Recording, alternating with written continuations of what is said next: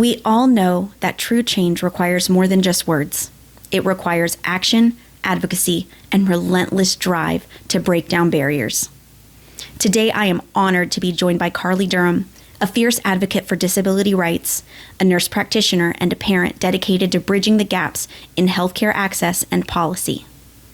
In this episode, we are unpacking what it takes to build a truly inclusive world, from home to the classroom. Let's dive in. Welcome, Carly Durham. Carly! Chelsea. Carly Durham, thank you for being here. Chelsea, I'm here. You're amazing. I'm so glad you're here.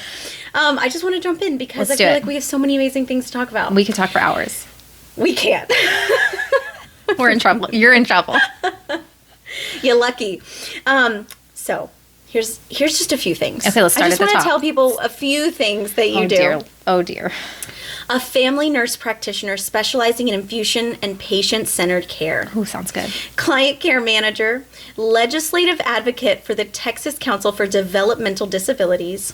You offer your skills in IEP and educational support, a partner with Ruby's Rainbow to raise money for college scholarships for individuals with Down syndrome, a wife, a mother to 3 incredible babies, 2 of them having that gorgeous extra chromosome. Gorgeous. I have a question. Okay. Do you have the same amount of hours in a day as the rest of us? No, I get extra. It comes with the extra chromosome. It equals out. No, I'm just kidding. Yeah. I actually think the same with you. Every time I'm talking to you, I'm like, how does she do it all? Where does it come from? And then you're like, well, I woke up at 5 a.m. I'm like, that's where it came from.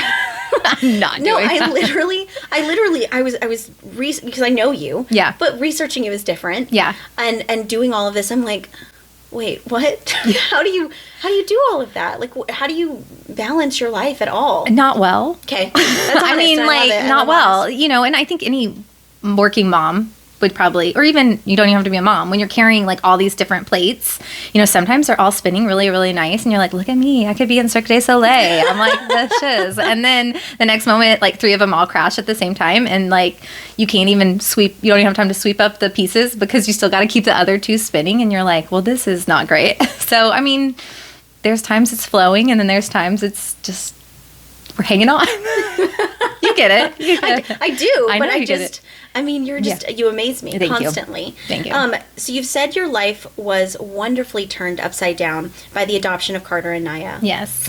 Then you added another sweet babe, Audie Joy, to the mix. Sweet babe, Audie Joy. For someone who has not had the pleasure of meeting the Durham crew, how would you describe the vibe of your home on a random Saturday morning? Well, first of all, why haven't you met us? That's true. You're missing out. You're missing out. No, so I actually read this question to Audie Joy, and she loved that you said sweet babe, Audie Joy. That's who she is. She's our 8-year-old, and she said she wanted to answer it. So she made me practice. And this is her Saturday morning vibe for our house is early wakers, happy shakers. I don't know for sure what that means. Can I get her to write my podcast episode titles? And it's all accurate. They do wake up way too early. Okay. And they wake up happily shaking and rocking and dancing and singing. And I always say they're my mess of happiness. And that comes from that. There's a song, I think from the 60s. But they're my mess of happiness. We're a mess, but it's a happy mess. So yeah, that's our vibe. A mess of happiness. So much joy. Early wakers, happy shakers. Early wakers, happy shakers. Whatever that means. I'm changing the title of the episode. That was amazing. Yay, Audie. Thanks, girl. Yeah, girl. Shout out. As a nurse practitioner, you have a medical brain. Mm-hmm. Does that make you more formidable advocate in the crossover of IEP meetings, or does it make it harder to just kind of be mom when you see all the clinical data? So I used to think it's so random, the 2 kind of fields I have. Yeah. But they're very much both evidence-based practice, right? You want to know what supports get you to the decision you're making. And I feel in both fields, that's what I look for. That's what I love. I love research. I'm a nerd about getting the data. What made us make this decision? So I don't know if it makes me formidable because that seems like a feisty word. I'd like to say I'm formidable, that's what I think about you. Yes. But I like to say, in both realms, I'm I want to know what supports lead to this decision. And I think it lets me lead with curiosity. When you're trying to diagnose someone, you always think of, if y'all are watching The Pit or these medical shows, the differential, you're thinking what else could be the possibility and what evidence leads you to that diagnosis. And then the same thing with an IEP. So if you're making a decision in education, you got to consider what gets you here. Like, what are your options and what gets you here? It's the same type of approach for me. So thankfully, I don't have to change my mind too much on like how I approach it. Now, I will say, me representing a patient or me representing a client at the IEP table, I'm like super gung-ho. Like, I can really separate my emotions out. Like, you know, but when you're a mom, like me showing up for my own kids, like if they're sick, like that's different. Yeah. And then me showing up at the IEP table for my own kid, like it is really hard to remove the emotional mom factor. I'm like, screw evidence. He's my baby, you know. He's amazing. And he is amazing. He is so amazing. I get it. But like, yeah, so I do get, and that's why I like showing up with families, because I do understand, like, there's a level there where you're a mom and it's just like, that's all you can, you're just like, this is my heart on the table that we're talking about.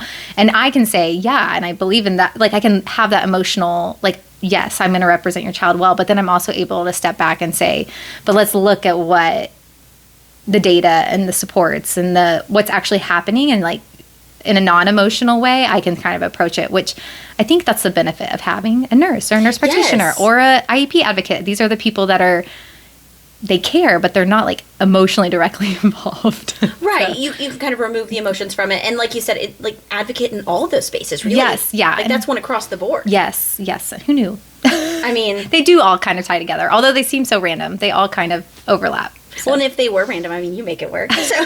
That's true. You've spent years in the PICU and infusion centers. How do those high-stakes clinical environments shape the way you advocate long-term equity for your own kids and the community?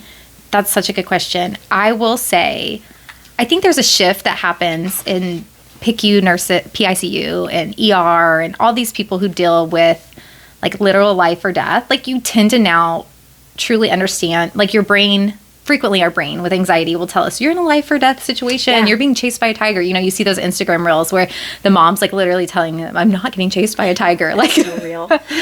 But our job, like, sometimes really is life or death. Like, when I was in the ICU, like, sometimes the decisions that were being made were literally going to be life or death decisions. And I think actually seeing what that really means lets me understand when it's not that. Like, not that at the IEP table, not that at the house, not that when the decision isn't necessarily life or death, I'm able to, like, okay, this isn't life or death. Like, like, let's take the time to get it right. Like, let's think it through. Let's literally, like, ground ourselves a little bit, because I've seen life or death, and it's, you know. Wow.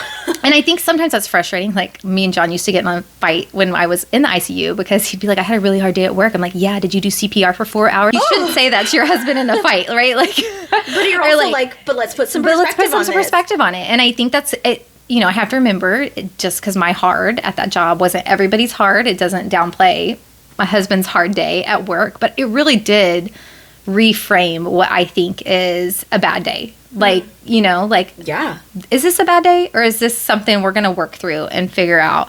Because I've seen people at their hardest days, right? And so I think it did help me shift. Like, and it was at such a young age. Like, I was a young 20-year-old going through that.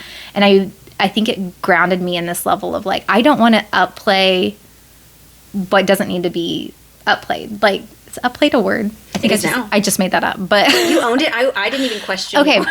So, like, I don't like it when people exaggerate it. Like, if it's and sometimes I need to remember they're exaggerating because they want to be seen and heard and felt. But for me, sometimes that's hard, because I'm like, it's really not, and I need us to be grounded. And I think that's how I take on all advocacy. Usually I'm like, I don't want to be fear-mongering. We just need to figure it out, like, stay grounded, take it a step at a time, and speak what is the truth, like, what is actually real in this situation. So, I don't know. That's so good. Is it? Okay, you say all of that and you go, but I don't know. I don't know. I'm still learning every day. Talk to me next week. I can say something. I love it. I want to. Okay. As a nurse practitioner, you were trained to look for deficits. Yeah. How do your amazing kids retrain your brain to seek abundance instead? Yeah. I mean, that is, you know, in the Down syndrome community and in special needs disabilities, whatever word your community kind of uses, is we call it the magic of the extra chromosome, right? Like, you start to find that different doesn't mean less, right? And it doesn't mean and everyone thinks less, deficit, and it's more of just like, it's just different. Different is just different. Like there's not like, you're not missing out. It's just different. And kind of, I love the phrase more alike than different. Like a lot of that was like a campaign for a while, but at the same time as we also can just be different. Like you don't have to be more alike. Like sometimes it's just different, and different can be more and not less. Like there can be more dance parties for longer.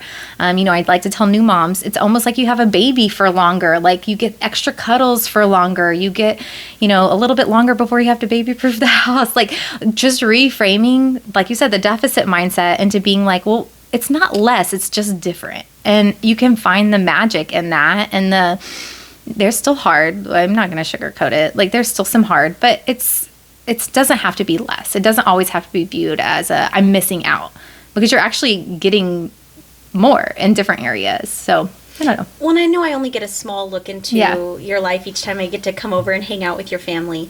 But I feel like there's so many ways that you get so much more. Oh, me too. I mean, I love watching your kids just be who they are. Exactly. I get goosebumps. I know. I sometimes, and I know this is, a lot of new moms feel this. Like when Carter first came home, I used to tell my mom, like, I feel bad when other moms see me because they're probably like jealous because my kid is so cool. And they're probably like, I wish my kid was more like... They are. I mean, I know that probably like every new mom thinks that about like their baby and their kid, but I was like, he's just so cool. And it's like, I feel bad that other people aren't getting I felt bad. I was like, I don't know if I should take him places. Other people might make them feel bad that they're not getting to have this opportunity. I'm really glad you can like see that. Like, and you were so thoughtful of other people. Like, I was really young, guys. That was like 13 years ago. Give me. He's still cool. He's still cool. But my mom like laughed. She's like, okay, Carly. I think we should all feel that way about our kids. Yes. So I think that's good. We should all kind of be like, my kid's the best. Yes, okay. Can you explain what the TCDD mission to our listeners is? Yeah. What specifically do you do from day to day for them? Yeah, so I don't work for them. So every state has what's called like a state council of developmental disabilities. So whatever state you're in the United States has one. Ours is the Texas Council of Developmental Disabilities. And they're really advocacy, policy promoting, education, resources. They get a lot of federal funding, which is why we want to advocate for federal funding, because that helps support those entities. There was a little bit where we were nervous that they were going to get a cut, but hopefully that's going to work itself out. But they're just really, every state can do them differently. But for the most part, they're mainly made of a board of a percentage of people with disabilities, a percentage of people who are impacted by disabilities, and then those who are like advocates. And they work to advocate for legislation in the state level that's going to help support people with disabilities. And they work really hard to get resources out, train new advocates, train self-advocates. They love training self-advocates. Like that's their heart at TCDD, ours in Texas, and most of the states are like that. But it's a really good place to get like resources on what your state does for disabilities. Like that is, you're going to be like your go-to factual, not fear-mongering, just like what is actually happening in your state in regards to disability policy. Texas did a partners in policy making program, and I think there's a couple of Council of Developmental Disabilities in different states who do the same program, where they it's a year program where you train with them and take their classes and curriculum to learn how to be an advocate, and you practice going and giving testimony to your state legislative session. I got to do it at a really cool time because it was time for our state legislative session, so it was really neat to be actively involved in learning about the policies that were being discussed on the table and participate in that. It was like being in Hamilton, in the room where it happened, learning about what's actually going down. But yeah, so I did that training, I guess you would call it training or program. And then I'm considered an alumni, or I graduated from it. But it really empowers you. And in the program, they do a percentage of self-advocates too. So it was really neat opportunity also, because you're with individuals with different various developmental disabilities also in the program with you, and watching them get to do their projects. And you get a project that you do to try to advocate for something that you're passionate about. And it was really an important program. I think I learned so much about disability history in America. And I learned just how to be, not to be afraid to go talk to my legislators and not to be afraid to show up and give testimony and at a public hearing. Like they take the fear out of it and they just empower you to go do it. Well, that's incredible because I feel like there is so much like, okay, you walk into these rooms and there's a bunch of like legitimate, like not legitimate, but there's a bunch of legit like suits around. Yeah. And you're like, okay, I have to just give you my perspective here. Yeah. And it's hard. It is. It's intimidating. And I remember we did practice testimony and I was like shaking. It was practice. I was like, why am I shaking? Like these people are not, like this isn't even real. And I was like shaking. And then the timer goes off because you only have like when you're giving testimony at like a public hearing or at a committee session, there's like a timer. And I remember the timer went off in the middle of mine and I just like froze. And like, they were like, no, just wrap it up. Like, don't get defeated. Like, just wrap it up. And That's like, good advice. Yeah. And it was like, it just really took the fear out of it. And like, you just really, honestly, and we got to meet a lot of our state legislators and hear from them. And it just humanizes them a little bit. So like, you realize, oh, I'm just talking to some more people. Right. And I actually pay them with my tax dollars. So that's right. So actually like, work for us. Yeah. And it really took the fear out of it. So I'm like, I'm just sharing. They want to know my story, or they're supposed to want to know your story because they're constituent. So I was like, I'm going to tell them my story. And so that's kind of what it shifted to. And so it became less scary to just say, all right, if y'all are going to be representing me, you should know what you're representing. And so it really took the fear out of it. I love that I'm not scared anymore. I still shake sometimes because public speaking, but there's a little bit of it, get the wiggles out. Adrenaline. So what is one of the specific blind spots in the healthcare system that kind of made you go like, this is why I want to get involved? Well, in the healthcare system, I would say most physicians, and there isn't a mandated physician for nurse practitioners, nurses, any of your mid-level providers, PAs, there's no mandated part of the curriculum to teach about how to provide care to people with intellectual and developmental disabilities, or even disabilities in general, just like roles of norm. So you will often get providers who are unfamiliar, and because it wasn't until the 70s when kids with disabilities were even in the schools, most of our older providers have never been around people with intellectual disabilities, right? So when you think about it, and so when they're treating them, like belittling them or not talking to them or not honoring their opinion, like, well, that makes sense. They never experienced them on a day-to-day basis. And so it's just like the lack of training for your providers and your caregivers to interact with people with disabilities has been missing. It's a gap. And it can lead those with disabilities then to feel uncomfortable to get care because they don't feel heard, they don't feel seen, they don't feel respected. Right. They've lost their voice, or they're on. That was weird. That was like right on. I lost my voice, like right as I said they lost their voice. It was like an emotional reaction to what you're saying. But yeah, no, I thought I didn't know. And so when I think about like that, I never learned. And then because I have 2 kids with a disability, like I'm able to take what I've learned over the years, but when I see nurses not knowing how to interact, I'm like, well, that makes sense. Like, I don't want to throw shade at them. Right. But you don't know what you don't know what you don't know, right? So, yeah, that gap in education and training. Yeah, that's huge. It's huge, yeah. That's huge, and it's such an area that is deserving of and there filled. are a lot of really neat programs out right now trying to address that gap. So I feel like it's not going to be forever a gap. I feel like there's definitely a road to closing that gap. Yes, there definitely is. We're going to bridge the gap. We're a part of the bridge. Sure. I want to. Let's be. I want to be. Let's be the bridge. From parent to partner, the TCDD focuses on the idea that the most enduring policy decisions are made with people who use their services. You mentioned that. Yeah. So everyone is encouraged to give their perspective. What is your advice to the parent who is intimidated about calling their state rep for the first time? Maybe the power of a script, anything that you would give them a tip to kind of share in their stories. Yeah. If they're not like taking the classes you took but want to participate. You don't have to take a class to call your rep. And first of all, let me tell you, when you call your rep, if you're calling like a federal rep, like U.S. Senate or Congress, you're not going to talk to them. Right. So go ahead and take that fear out. You're talking to Courtney or Tim. Or a voicemail. Or a staffer. And so many voicemails. And so that takes a lot of the fear out. Like, just know you're not actually going to... sorry, you're not going to talk to us. And you're going to talk to... Courtney is Representative Neal's our representative staffer, who we talk frequently because I call almost every week. You're like, hey, Courtney. Hey, Courtney, what's up, girl? I got another concern. And she just takes your message down. I mean, literally, that's all it is like, you don't have to be the most eloquent. You don't have to have all the data. You can make a script if you want.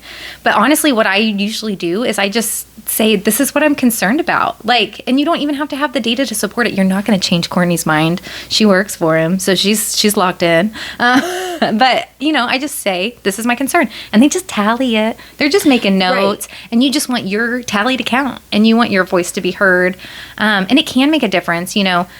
Over the years, there's been big groups that have shifted policies because of the amount of calls they've done and because of the amount of constituents that were like, I'm upset about this or concerned about this. And those are the ones that actually go up the team a little more versus mine. A lot of times they're like, oh, we lost her a long time ago. She's, the tally still counts. The tally still counts, so still do it. But yeah, I would say just make your first call. And if it goes bad, I don't think it would ever go bad, but like if it didn't go how you wanted, guess what, you could try again tomorrow. Yes, and we should. And we just say, hey, I called you yesterday and I didn't like how it went, so I wanted to say try again. Yeah, so definitely. Yeah. Is that a new tally at that point? Yeah, every call tally it up, guys. Pick up your phones. You've spent years helping others find their voice through advocacy.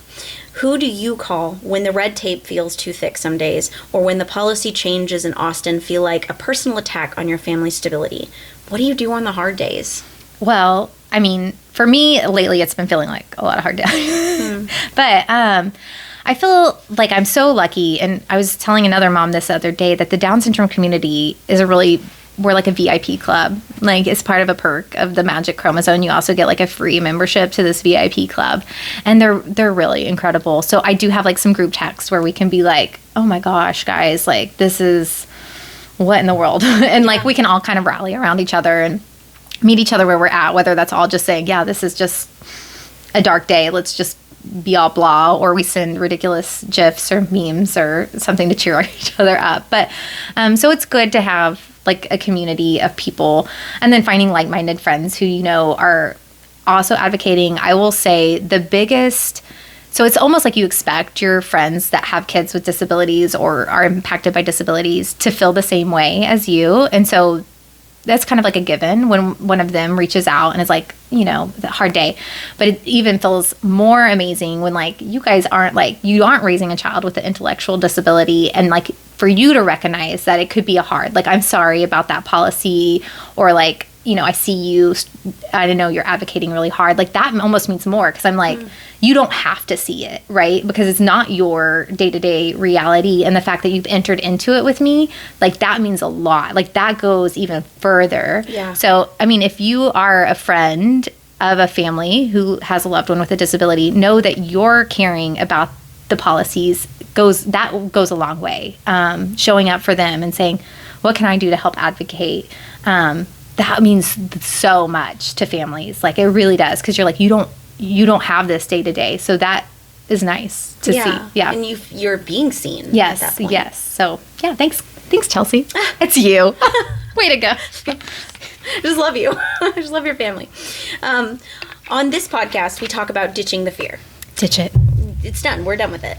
What was the scariest moment when you started speaking out to empower others through advocacy work? I know you kind of touched on that a little bit with, going into those programs where you learned, but the scariest moment, I mean, I think I'm still very terrified of social media. Like, I'm not good at social media advocacy, like on a public platform on that way. Like, I'd rather speak directly to call the staffers, show up at public testimony.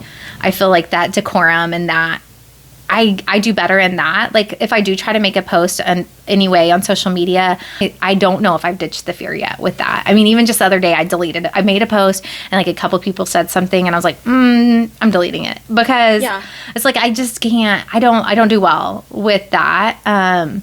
So I'm still working through some of the ditching the fear on like what type of platform I feel comfortable in and feel more empowered in, and just kind of like, almost like not necessarily ditching the fear, but like respecting, like that might not be where I'm going to shine, like I do better just showing up here.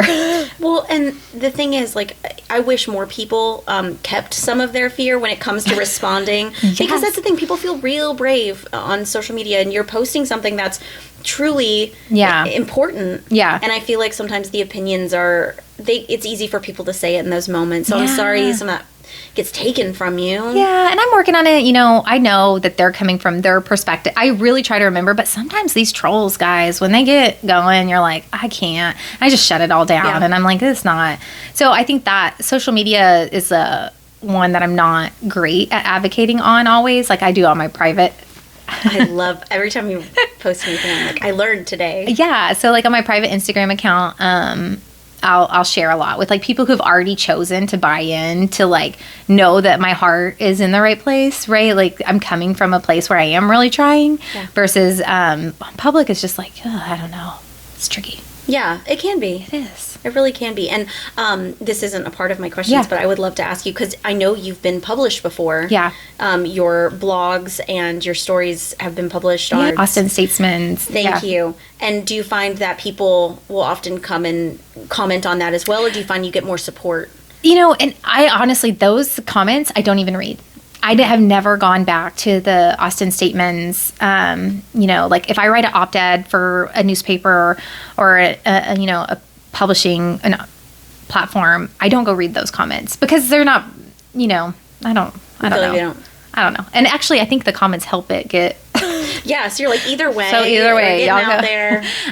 But yeah, those I don't go read those comments. I'm very, very honored that I did get in touch with an editor that does the opinion op-eds at Austin Statements, and she's been very invested in disability advocacy. So she's been, very open to sharing some of our stories. And I really do try to center it on not as much as the policy is just like, I'm just sharing our story. And so you can't really fact check, like you can't come at me because this is my lived experience. I mean, I guess you could, but like, You'd be wrong. You'd be wrong. Like I do change a 13-year-old's diapers every day. Like she's 12. So that actually could be fact checked.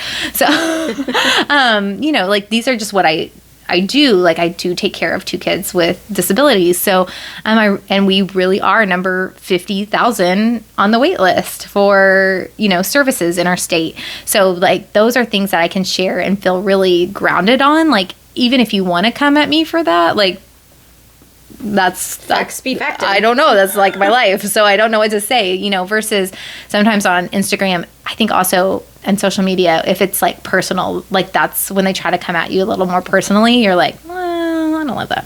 Yeah. Yeah. I don't love that. People stop. Right. So let's transition a little to talk about your role as an IEP architect for other families. Yes. Using your ability to translate complex medical data into educational rights mentorship. Can we talk about that? Yeah. And can you also give us a short description, people who may not know, of what an IEP and an ARD are? Yeah. So in 1990? I can't remember the exact date. I love lore. Is this lore? Is this history? The IDEA, the Individuals with Disabilities Education Act, which used to be called like Education for All Handicapped Children before that, basically it was in the 70s. You have to educate children with disabilities, which I don't know if people realize that before that they weren't being educated. Like before 1970s, your neighbor with Down syndrome didn't get to go to school most of the time. Like the school could say, nah, that seems like a lot of work. And that's usually what was said. When you talk to families from that generation, most of their children, even with like dyslexia and things like that, Pete Wright, a famous lawyer who does IEP and education law, civil rights law for special education, his parents were told he's really shouldn't be in school. Because he really struggles to read and write. Like, just take him home. Like, keep him at home. And it's because of dyslexia. And now he's like this amazing lawyer. Like, he was very intelligent. So it was just, and so it's wild to me that people don't know that part of our history, that before the 70s, most of our students with disabilities weren't given access to education at all. And so then Individualized Disabilities Education Act came out, and within it is this context of every student with a disability can get an individualized education plan. So which is an IEP, and their education plan may look a little different than a general education student. But all kids are general education students. Just these kids have an individualized plan that makes sure they're having access and meaningfully making progress in a way that works for them. And so, that's basically it. I think that's it. In Texas, we have meetings to discuss the IEP, and we call them ARDs, which we're the only state that does that. So I didn't know that. Yeah. So if you go to someone in like Minnesota and was like, I had an ARD meeting, they're going to look at you like, what? And you would say, I had an IEP meeting, because they just say it what it is. We made another an acronym. We needed another meeting. We needed a name for the meeting for the IEPs, but everyone else really calls them just IEP meetings. Oh, okay. But the ARD is the meeting to discuss the IEP. So that's a group of people, including the parents. The parents, you're a member of that meeting, that committee, that team, get together and they decide based on the data and the evidence and all the information you get. That's what I was talking about with like the, learning from what you gather. You make a decision on what's going to help this kid succeed. And succeed is defined by their unique circumstances. So it might not be making all A's, right? Like that might not be how they pass or succeed. Their success is going to look at how they're making meaningful progress on this IEP plan. And that's what you guys get to decide. So basically, you're deciding their education. So that's awesome. Yeah, it is awesome. And with your role, you come in and because you kind of touched on this earlier. You come in and you're kind of an advocate for the parents. Yeah. So I think the tricky part is when you're parenting a child with a disability, and there's like 8 categories that you can get an IEP for. So it can be anywhere from an intellectual disability to more of a physical disability, or deaf and blind disability. Like there's various levels, right? There's different disabilities affect us in different ways.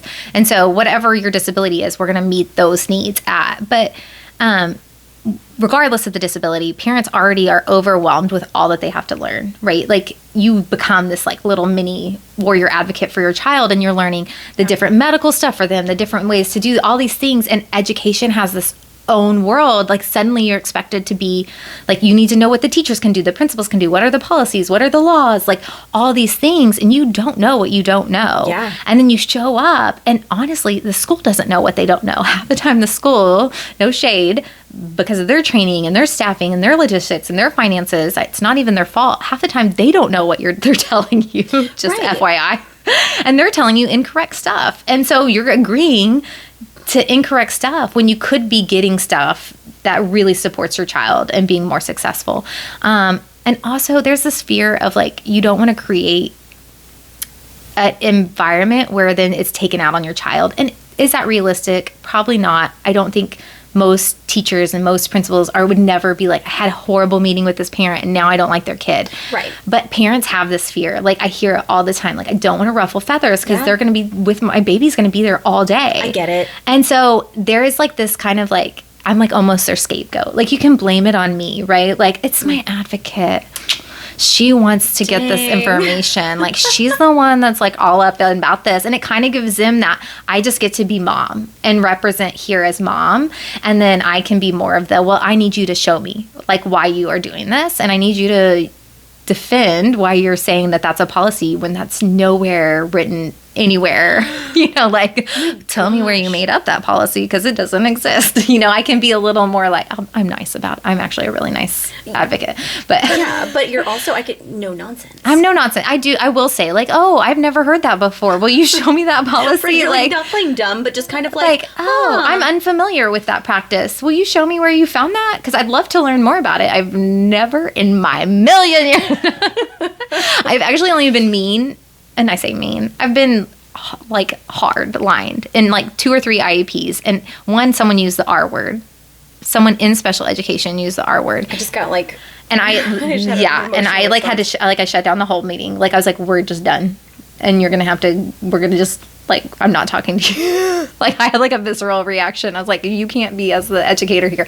And then another one, they were like saying something that was like, rude to the mom, and the mom was like really crying and they wouldn't let it go. Like they kept kind of like, I don't understand why you're so emotional. I don't know, blah, blah, blah. And I was like, we're going to have to take a break because you're like belittling this mom and like, I can't handle that. Like, it's too much for me to watch you be rude. Like, well, in those moments when you're there as an advocate, I'm sure you're hard to shake. So when those things happen, like they're really when you're like, hey, we got to call it here. Yeah, and I'm really nice about it, but I will be like, no, we're gonna have to take a break because we can't move forward meaningfully if you're gonna talk like this. Like, we're not gonna have any progress. So, I love being at the table with families, and I love getting to learn about their kids. I think it's such an honor when they share with me about their kids, and it's fun hearing the parents get to tell you about their kid before the meeting, and you just see the pride. And I love the babies the most. Yeah. So, and I say babies for all kids. Yeah. They're all the babies. They're all the our babies. babies. They're all our babies. It's true.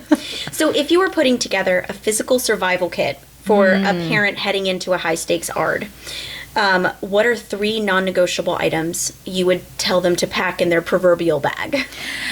Yeah. So first is to remember that you're a part of the team. And I think, that's a hard mindset because they are the experts in education. And remember your place on the team, too. And not just that you're on the team, your place. Like, have respect for who they are and what the educators and the administrators and the, people who've done related services, they've gone through training. Like, really try to have respect for that. But also have respect for who you are. Like, you're the one raising this child.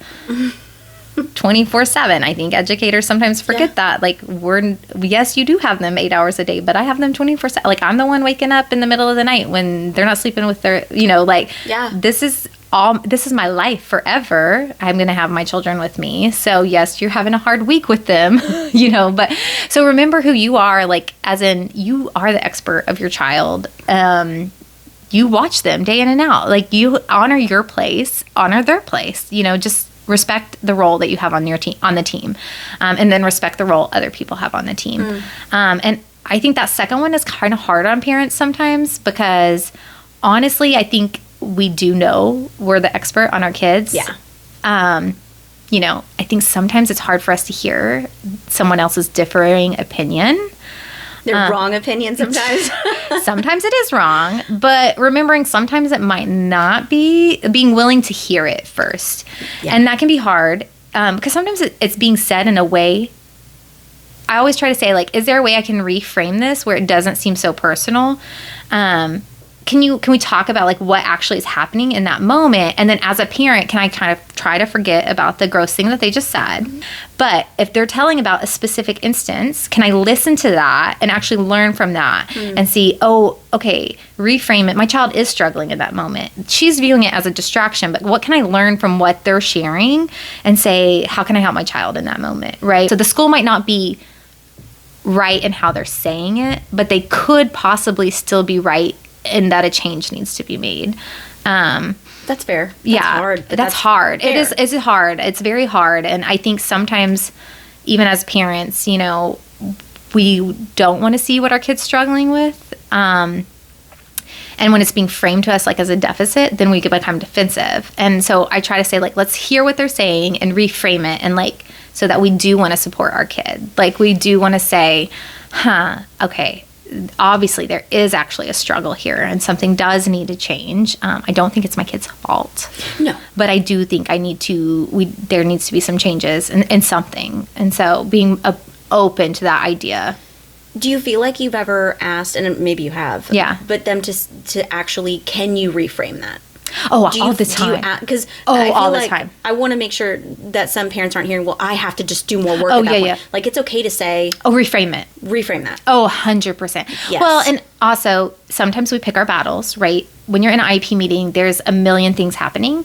And I really do try to ask parents, like, what are your 3, like, major? Like, what's, like, going to be... good. What are your 3 majors going in? And sometimes you do, and it's hard, is you really can't change... You can try. You can't change always the people at the table, their hearts. And that sucks. Yeah. I mean, just genuinely, it sucks. And so I can't spend the whole IEP meeting trying to change someone's heart who's not going to see it in a different way. And that is a defeating idea. But I can leave the IEP meeting with changes to the IEP, even if their heart doesn't change. and by showing what can be done, right? And how and why I think it needs to be done. What do I have to support that? And really focusing on that. But I will say you get this part called your present levels that describes your child. And I always ask for it to be sent before the IEP. That way you already have it. You already know what your teacher's going to say about your kid before you show up at the IEP meeting. And I frequently send it back and say, if I'm your advocate, most likely I'm going to have it sent back. Because I'm going to say, this is very negatively framed. Can we have a strength-based?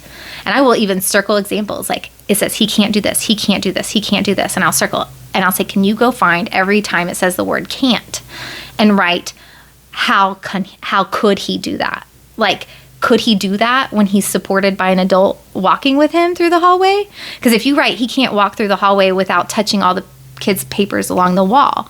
Well, why can't we frame it? Johnny walks through the hallway with his hands to himself if he's given his fidget to hold and given to the next teacher. Or Johnny will walk through the hallway with his hands to himself if he's given a first then board that he understands or he knows what the transition is in. Or Johnny can walk through the hallway without eloping if an adult is within 3 feet to remind him to stay in line and give positive reinforcement instead of Johnny can't walk through the hall. Like, I hate it when they say can't. Johnny can't read yet. Johnny can't do this. I'm like, he can with what? What supports him to do it, right? Or what could support him to do it. Mm-hmm. So yeah, I frequently will circle the present levels and be like, let's reframe this because this right now sounds like you don't like the kid. And I know that, and I'll say, and I know that's not true.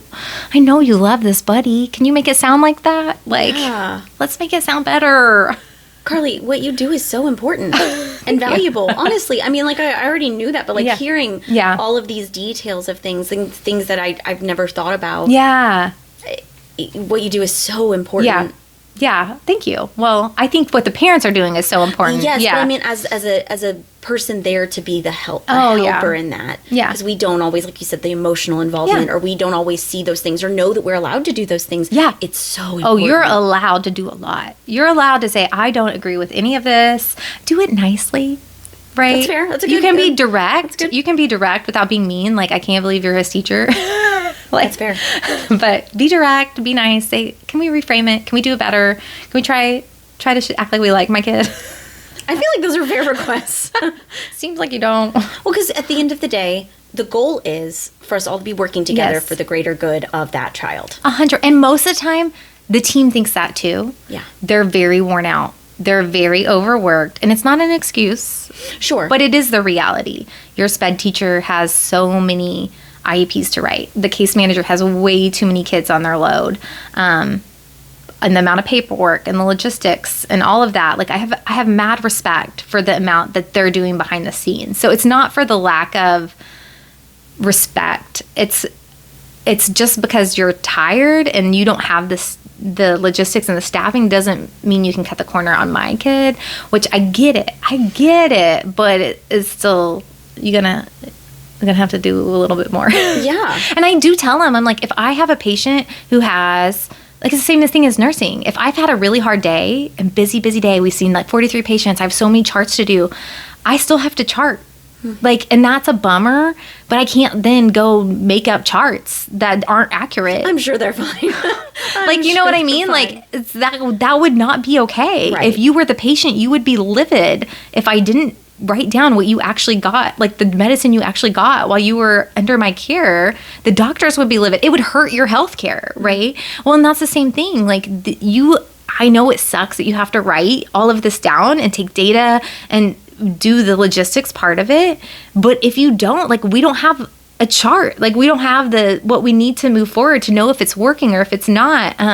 So it's like, you have to respect the part of the paperwork too, which is nobody's favorite part. I mean, I guess it could be somebody's favorite part, but some crazy person loves it, but most people it's not. And I respect that, but we still can't cut corners on it. I completely agree. No, it's not fair. And I love that. And I love that, once again, something else you've done is a crossover. Yes, and I frequently use it in my IEP meetings. Like, I get it. Like, it's not from the lack of understanding. It just shows, too, how communication is so important. Yeah, it's so important. Through all of the aspects of this. Yes. Some schools may try to default to segregated life skills rooms for kids with Down syndrome. How do you help a family stand their ground on inclusion when the system is telling them their child isn't ready for general education settings? So my first thing, and I've mentioned that already, every student's a gen ed student. Yes. That's just what it is. I mean, I'm not even making that up. Like, that's just the reality of the situation. Yeah. And then they get special education services, right? So you can get special education services across a various continuum of services, right? Like in a pull-out class, in a life skills class, and all of these different in a gen ed class, you can get a full scope of services within a gen ed class. Yes. So know that your kid's a gen ed kid, no matter what, getting special education services. I will say Judith Heumann, she's an amazing disability advocate who passed a couple years ago, but her thing is always like, inclusion is not a privilege. It's a right. It's a human right. Like, it's just a human right. Like, often we center inclusion as this like act of generosity, of like morally impressive gift we offer a student to get access to gen ed, especially when it comes to intellectual disabilities. Like, we're going above and beyond to include them in gen ed. And I really struggle with the framing of that, like morally impressiveness of including someone. Inclusion is more than just like allowing them in a space, right? You have to then create the space to be accessible. And I will say for families, you're going to probably have a little bit of a fight, because they might say yes to the space, but they might not say yes to make the space accessible. And it's kind of checking for that, because I frequently see in kindergarten and pre-K schools say yes as like a gift of inclusion, because they're young and it'll be okay. And, they're almost like morally impressive for including your child with Down syndrome in the kindergarten class, but then they didn't do anything to make the space accessible for your child. And then then they come back at the end of kindergarten year and are like, it didn't really work. Let's put them in life skills. And it's like, well, what a disservice. Right. What a disservice. We treated it like a gift, an act of charity, instead of creating a space where it could actually be successful. And instead of saying like, he belongs here, right? So like, how do we make it work? And so really looking like, yes, I can get my kid into gen ed. And sometimes you really can in kindergarten, especially at a young age. But did they create the space for it to be actually equitable and accessible? So, and that's where I would really ask parents, like, yeah, you are probably going to have to do a little bit of work, because you need to check and make sure they're doing the accommodations and the modifications and making the space actually meaningful and successful, and that they think the student belongs there and they're not just doing it as like an act of charity, because then you're going to go in first and second grade and they're going to be like, kindergarten didn't really work though. He didn't seem to learn much. He didn't make any friends. He was a distraction. And you're like, well, what did we do to like help support all those areas? Right. And so that would be my big thing for kindergarten and first grade, which I actually think most kids with intellectual disabilities, kindergarten and preschool, are great times for inclusion. I mean, the gap usually is a lot smaller. Everybody's learning about phonetical awareness. Like, everybody's kind of learning the same thing, regardless of where they are on the scope of an intellectual disorder or disability. So it's a really nice like space. But then if you got to meet the kid where they're at still. And but I do think, I wish, going back, I didn't really push for Carter to be in much gen ed in kindergarten. I didn't do it until like the next year. And I wish I kind of just defaulted to what they defaulted to, which was like, let's do like this 80-20, and I wish I had said, well, why not more? Like, we don't have any data yet. Like, we don't know how he's going to do. Like, yeah. Well, you didn't know what you didn't know. Yeah. Why not more? Yeah. Why not try and see? That's so encouraging. Yeah. I love that you're saying that, because I feel like more people need to hear that. Yeah. Go try. Just do it.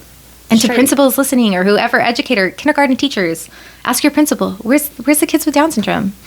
Where's my kindergarteners? Because there should be some, and they're at your school, and they're in the life skills class, and why aren't they coming to yours? Like, if you're a kindergarten teacher, ask yourself that. Where's the kids?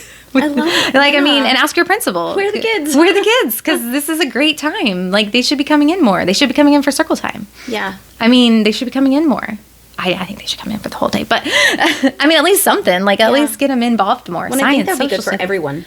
Oh my gosh, right? Can I just say that? I feel like it would be good for everyone. Yes. I mean, I think about someday that Carter's classmates are going to be like little leaders, like the kids that he saw in his like these typical kids, right, are going to be lawyers and doctors and leaders who knew Carter. And so when they encounter intellectual disabilities across whatever platform, they're a gynecologist or they're, you know, like wherever they're new parents and they get a diagnosis, their first thought isn't going to be like, holy crap. Their first thought is going to be like, oh, I loved my buddy Carter in second grade, right? Like, that's so cool to me. Like, inclusion's super cool what it can do for everybody. Yes. So, I feel like it's a gift for my kids. It's a gift in that sense, right? It's not a gift. How centering of ourselves that we say we're gifting the person with a disability inclusion, when really it's way the opposite. It's way the opposite. It's way the opposite.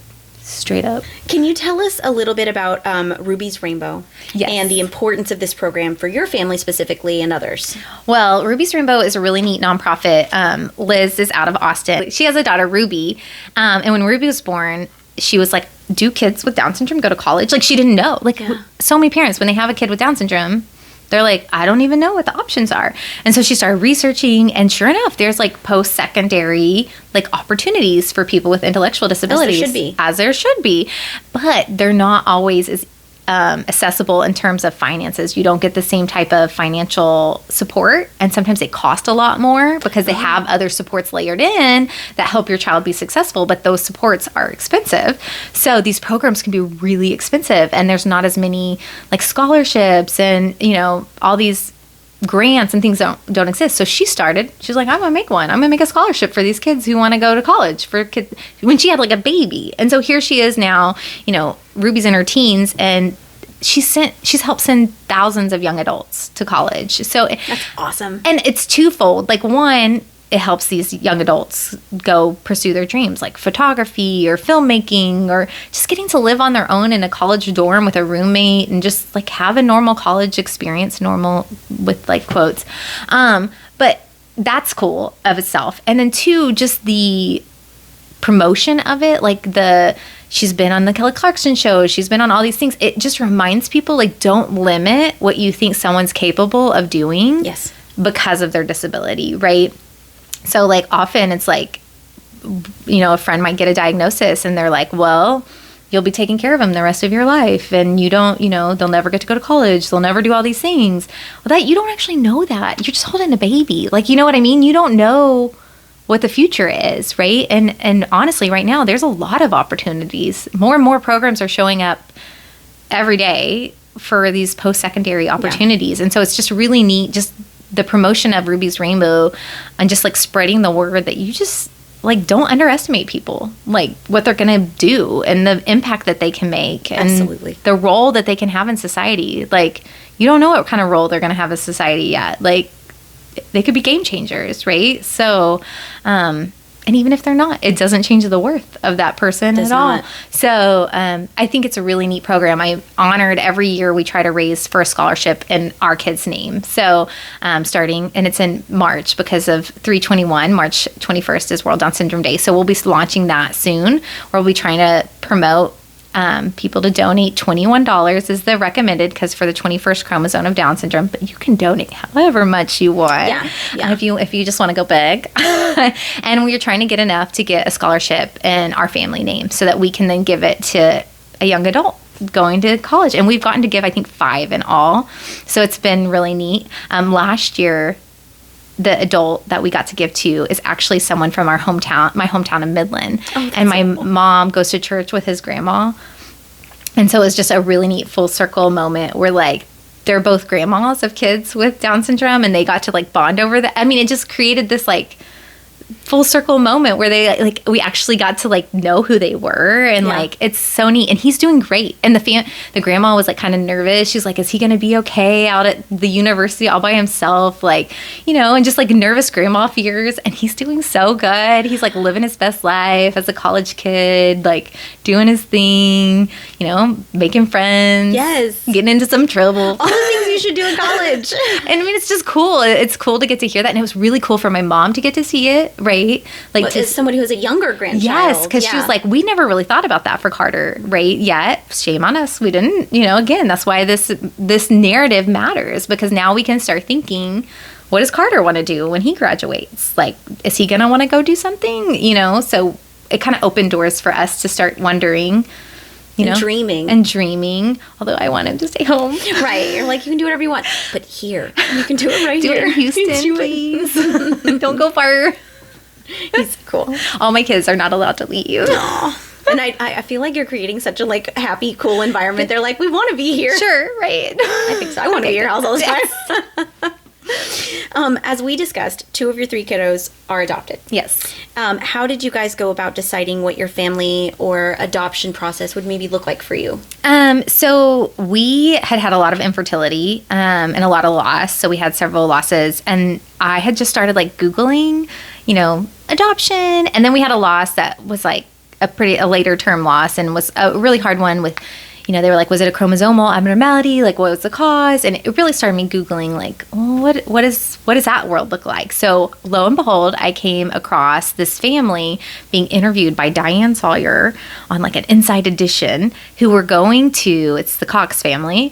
They were going to the Ukraine to adopt this, I guess, I can't remember how old Mia was, but this little girl with Down syndrome in the Ukraine. And I'm just like watching this story, and Diane Sawyer, she's so great. You're just like, oh, what is going on? And I'm just like, we should help them fundraise. So I send it to my husband, and I'm like, we should buy some shirts. They're having like a shirt fundraiser.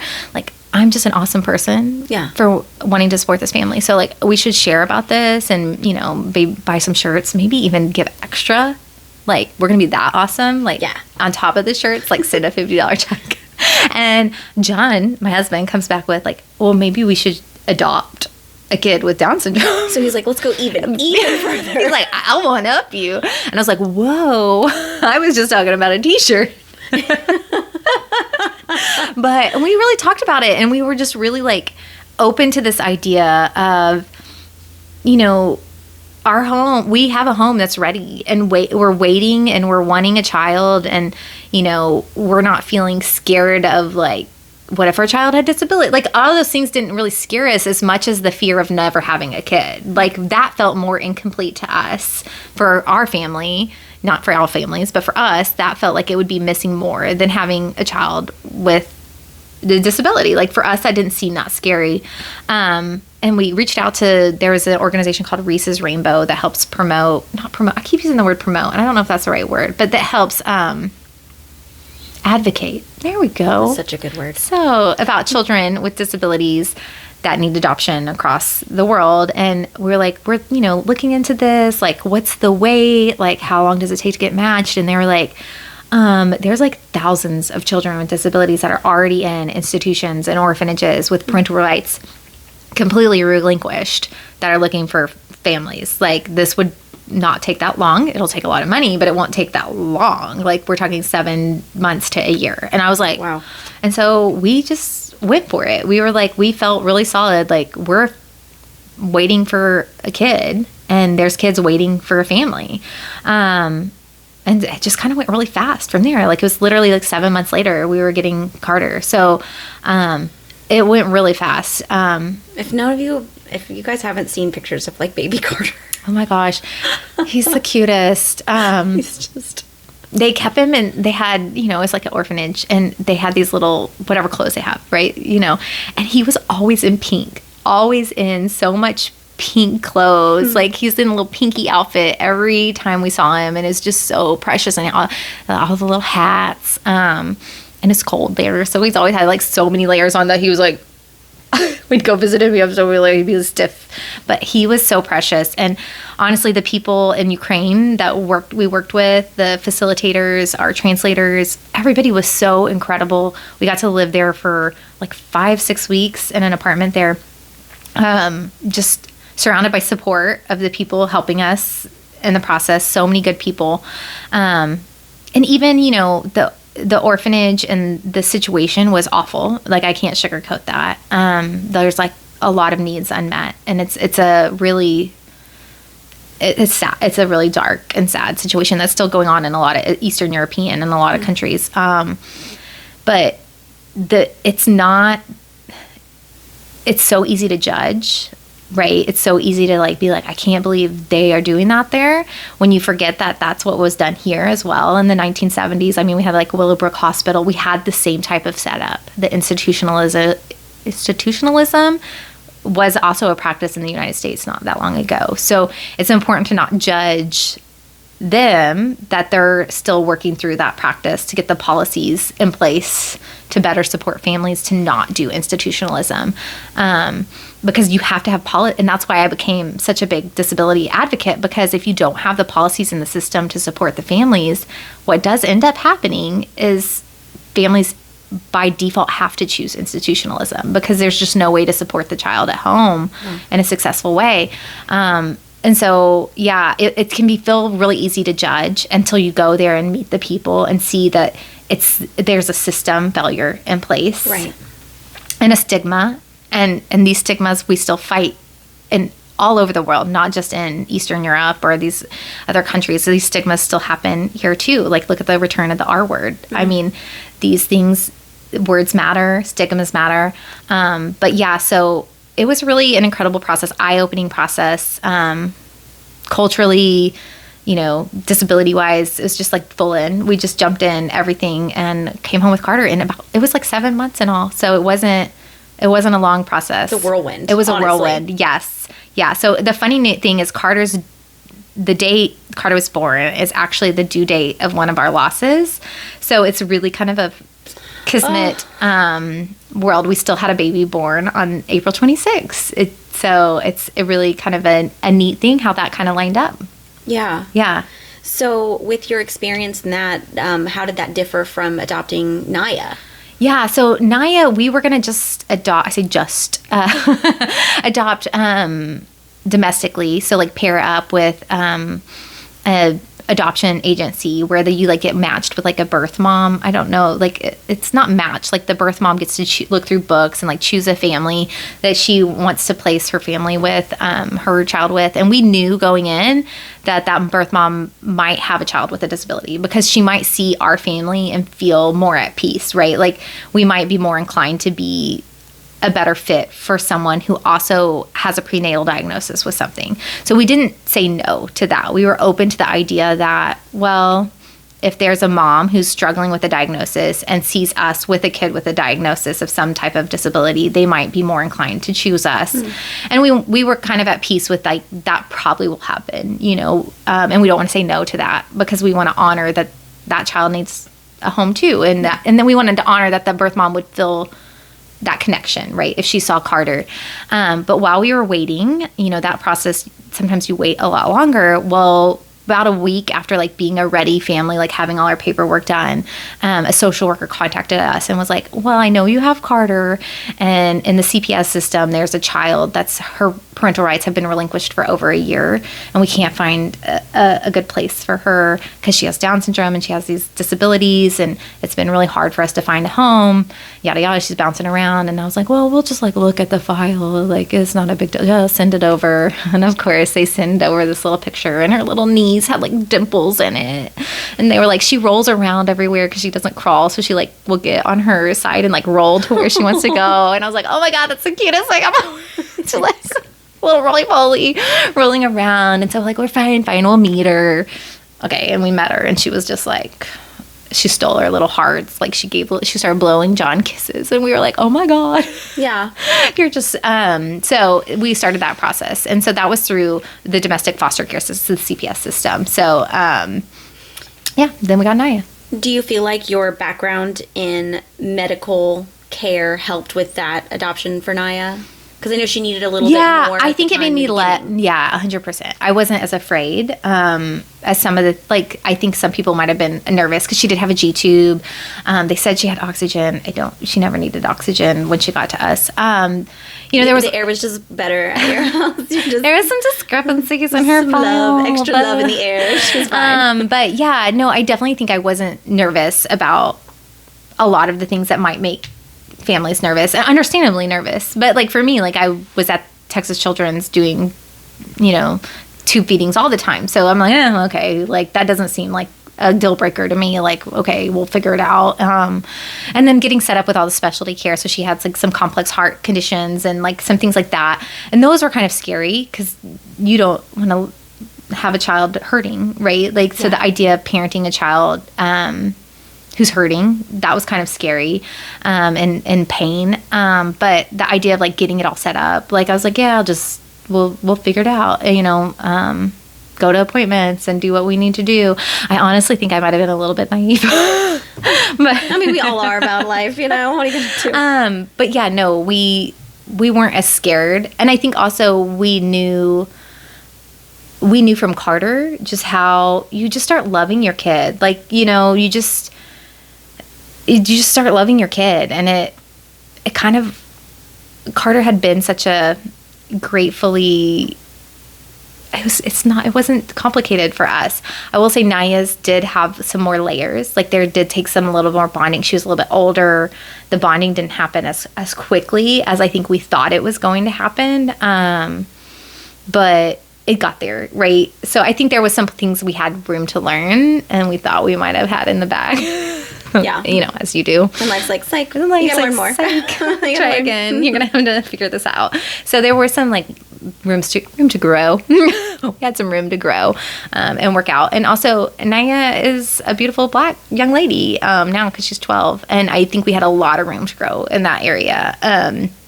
Just to be matter of fact, like I think we had to unpack a lot of our own.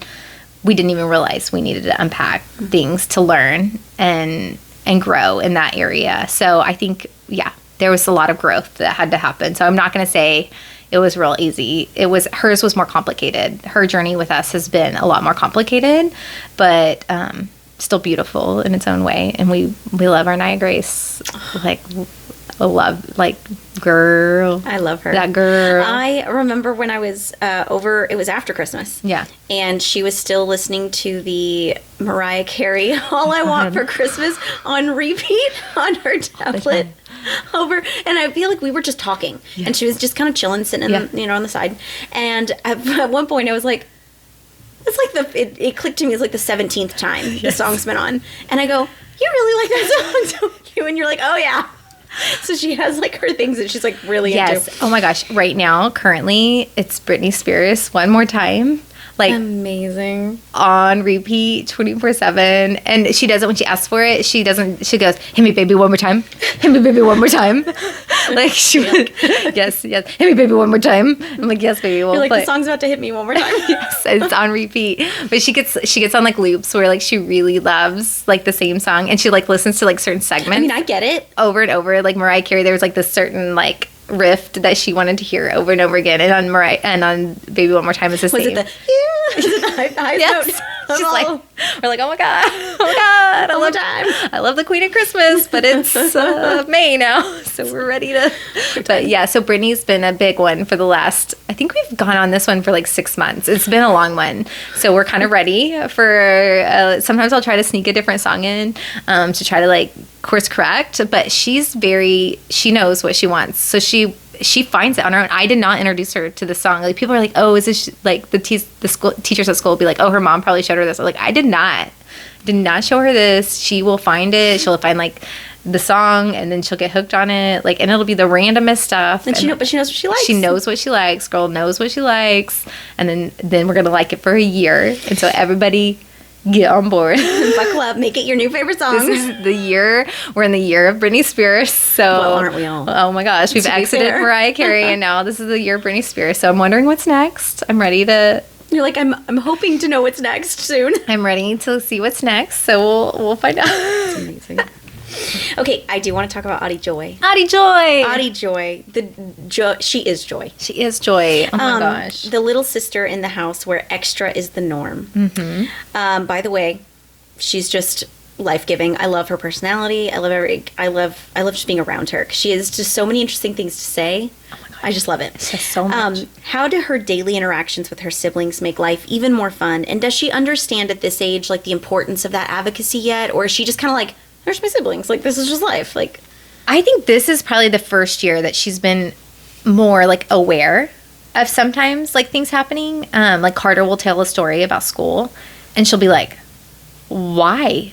Like, why was no one playing basketball with you? Like, why didn't the teacher do so? And she'll like turn to me and be like, Mom, you need to call the school. Right. Like, she's like a little, and like, she'll be like on me about it. I'll be like, baby, he's, like, work it out. We're good. Mommy's got it. Like, you're not the adult. Yeah. But I love that that's her heart. But like, I think this is her first year to be aware of when things aren't going well, versus I think beforehand, it was her norm. And I think she never even considered that people weren't doing the things, because to us, that's just what you do, right? Like, you slow down to walk with Naya. You have visual schedules. Like, some things in our house are just so norm for her. Like, I think she just thought everybody was doing these things. Yeah. And the idea now that this has been an interesting year, especially because Carter is a talker about his day, and she'll just be like, what? Like, why?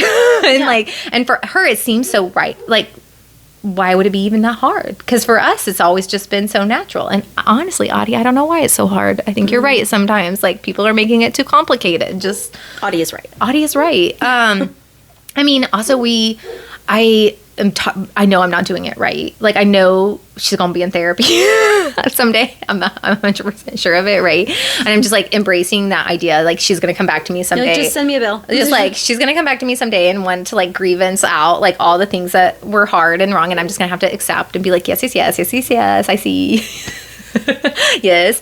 But I will say, we really do try to honor that however she feels about her siblings, like, the feeling isn't, like, wrong, right? Like, if you get frustrated with something, like, siblings get frustrated with each other. Yes, like, they do. You're not required to not get mad at Naya or Carter just because they have a disability. Like, if they're annoying the tar out of you like siblings do, like, you're allowed to feel annoyed. Yes. Like, you get space to have the full realm of emotions as a sibling, as any sibling would. And we really do try to honor that. You do. I mean, I've heard her songs she's written about her feelings. Like, she's the songwriter. Whether it's about, like, school or whatever, Yes.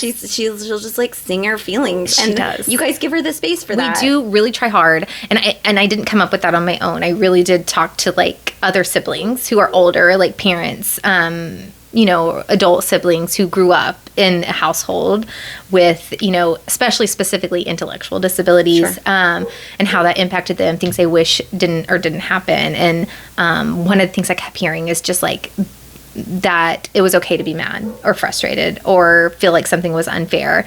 And so we do want to honor that when she feels that way. Now, sometimes we say, yeah, because sometimes life is unfair. For all kids. For all kids. For all adults. For all adults. So we can't, like, fix it always. But I will say I think siblings, I think it's a very lucky thing to get to be a sibling to kids with disabilities, because I think you just have such a unique perspective. And it makes her a really unique and special kid. And just to be really honest, like, she rules our house. So, like, for anyone who thinks, like, she gets left out, they don't know what goes down in my house. Right. Like, she is actually, like, the most high demanding attention. She knows it. She's okay with that. Yeah, be you. Be you. I think they all fit each other really well. She's a neat kid. She's a really neat kid. Like, we're really lucky. Honestly, I was going to say, I have the 3 best kids. I'm sorry, y'all. don't apologize. Just own it. Mine are better. Just own it. Carly, we've talked about clinical charts, the legislative battles, and the beautiful chaos of your living room. Yes. When people look at Carter and Naya specifically, and they see the diagnosis first, but as their mother and their fiercest advocate, how would you describe that c'est quoi plug of that specific indescribable magic that they have brought into your life that you never knew you were missing? Yeah, I mean, it's so cliche, but I really think that's with all kids. And my mom says this too, like, at the end of the day, Carter's just her grandbaby, right? Like, it loses this power almost. Like, yes, they have Down syndrome. Yes, they have, Naya has autism and, a traumatic brain injury that makes, there's, like, some exponential disabilities. But at the end of the day, like, they're just your babies. Like, they're my little preteens right now, and we're just doing life. Like, you almost are just like, this is just them. Like, I don't even have, like, a special magic for it. It's just, they're them. They're so uniquely them, and they do offer me so much joy, like, genuinely, in the little things. And I don't know if it's because they've taught me to retrain how I see things, and so now I see it, or if it's just they do, right? Like, I don't know if it's a mindset shift that happened, but, we do like to quote Mary Poppins, when the world turns upside down, turn right along with it, go topsy-turvy. And it's been, if you can just accept people for who they are, it doesn't have to be disability related. Just accept people for who they are and find joy in just the little things. You're going to love people more, and you're going to love yourself more. You're going to enjoy life a lot more. And they've taught me that. Like, I get to now do that everywhere. Like, when I'm hanging out with other people, like, I'm not so quick to judge and expect people to be things they're not. And they've taught that to me. And I am incredibly grateful for that. Like, I love the person I've become. And that's selfish. This is centering myself and their story of a disability. But I love who I've become because of them. And I can never imagine me being the same person I am. I don't think I would be like this without them. I don't think I would see the beauty in the in just being, just enjoying an evening dance show and just the dress up and the humor and the fun of just extra cuddles, or a kid finally talking and respecting the milestones and respecting humanity. They've taught me to respect humanity in a way that I don't think a lot of people get anymore these days, especially when you watch right now. You're like making me cry. I know, but it's true. Like, I genuinely think my kids taught me to respect humanity in a way that I honestly was lacking. I was lacking. I had a hierarchical perspective, and they've just wiped that out. And I'm so incredibly thankful for that. And what an honor, right? What do I even say? Sorry. What an honor. What an honor. Them, you. Yeah. Me getting to be with you. You. I'm sorry, I didn't mean to poke you with my cards. Ugh. Well, that actually leads perfectly into this next question is, what do you do for you? Nothing. Show up here for a podcast. And I'm glad you're here. I'm so glad you're here. But when everything's kind of like, the advocacy is heavy and life is chaotic and all these things are happening, what do you do for you that's not... Oh, okay. Well, I mean, honestly, there's Jessica Turner had this like Fringe Hours book like a long time ago, like fitting things in to like, you really do when you're balancing all these plates. And I know a lot of people I am not going to be able to do it in the way that I wish I could. And I've kind of had to let go of that. Like, I can get really bitter that like some people can do these things. Like, I can't take Naya with me to a gym and leave her in the childcare. Like, that's not a reasonable thing. That wouldn't be safe for her. So I can't go work out at certain places. Like, I have to find things that work within what our reality is. And I can't be, sometimes I am bitter, but I really try not to be bitter about that. So I try to fit it into like what's a reasonable for that to look like for us. So, I do a little yoga, and sometimes with Audie and with kids, and that's just the reality. And then I love Audible books because I'm in the car a lot, going back and forth to therapies. And I have, hate me or not, judge me or not, I have started letting them take their iPads in the car to do their own. You can do your own music on your iPad and your headphones, and I'm doing my Audible and mine because we're driving around everywhere, and I can only hear Emma's Yellow Bow and Britney Spears so much, y'all. So we need you sane. So I listen to my book on tape or my podcasts, and I really like.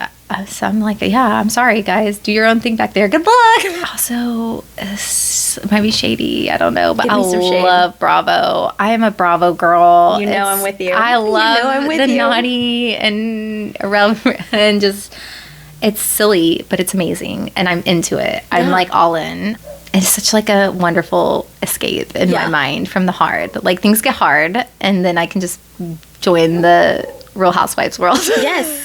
Emotionally, and I'm there. I just escape. Final question. Okay. If you could look forward to the day when Carter, Naya, and Audie Joy are adults. Ooh. I know. What is one specific shift you hope you help create in this world? Not just for them, but for the way every provider and policymaker views the awesomeness of people rocking that extra chromosome. I think we touched on it a little earlier, but I really hope we can shift the idea of inclusion as an act of charity, inclusion as a gift, to just inclusion as a right. Yes. And inclusion, not just allowing them in a space, but shifting the space to have access. I really hope for that, because I do think it's a mindset. And I do think, the policies, we can advocate for them all day, and I'll keep doing it. But if people don't have that mindset, they're not going to agree to them. Right. If we don't share, y'all don't know how hard it is. And you don't know how the system can get wonky, unless we're talking about the system being wonky. I really, really hope when they're adults, there are still Medicaid waiver services for them to stay out of institutions, and for people, their peers with intellectual disabilities. I know we're doing the planning that we need to do as a family to help keep them out of an institution. But I really hope we're not going backwards to institutionalism, because that is a very scary place to be. And without the money to support the waivers through Medicaid, and those are state waivers, so it is state based. It's gonna be brutal. It's gonna be a brutal next chapter. So I really hope we can keep sharing stories and having the hard conversations about institutionalism, and how hard it is to think about it, and horrible. But if we don't remember where we've come from, we really have a high risk of going back. So I really hope for that in the future, that we keep making space and creating space. And we firmly, as a society, believe that they belong. Yes. Just yes. Yay! That's amazing. Carly, I have to take a deep breath because that was so good. There's a lot. Sorry, guys. No. Good luck editing. I can't wait to go and rewatch She's this over and this over was again. 3 hours long. This is amazing. There are big chunks you can cut out.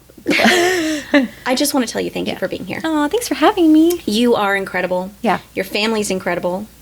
You are a gift to them, and they are a gift to you and all of us. They're a gift to you guys. Yes. And this girl's a gift. You're making space for all these voices. I love that. I'm loving all your guests. I'm loving learning and just having the space to hear stories. This is where we learn. Humanity. Let's bring it back. It's true. It is full. I want it to be a constant full circle. Let's bring it back. And you're helping to make that. Thanks. And you're facilitating it. It's like a compliment war. I love it. I'm going to win. I love you. I love you. You're amazing. Your family's amazing. Thank you for being here. Yay. Thank you for sharing some of your story today. Yay. And I just want you to know how much you mean to me. Oh, thanks, Chelsea. And the rest of everyone. Thank you, guys. So, thank you for being here. Bye. Thanks for joining me on this episode of Genesis C'est Quoi, where we celebrate the courage, authenticity, and audacity of our journeys. Before you go, make sure you hit that follow button so you can stay updated on every new story. And for a peek behind the scenes, come say hi on social media at Genesis C'est Quoi. I think you all are amazing, and I'll see you next time.